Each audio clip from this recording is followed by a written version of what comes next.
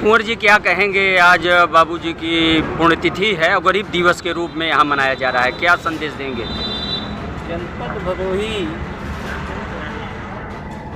में मृत्यु हुई, पैदा तो हुए जनपद बनारस में,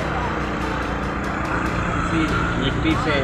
स्वर्गीय बाबू पारसनाथ और जो जनपद भदोही बनाने में इनका बहुत बड़ा योगदान था, जिनको देश के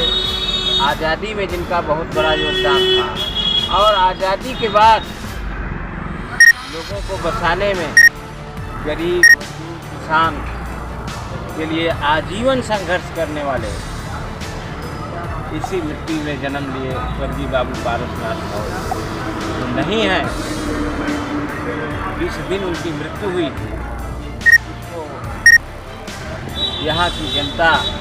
गरीब दिवस के रूप में मनाती है।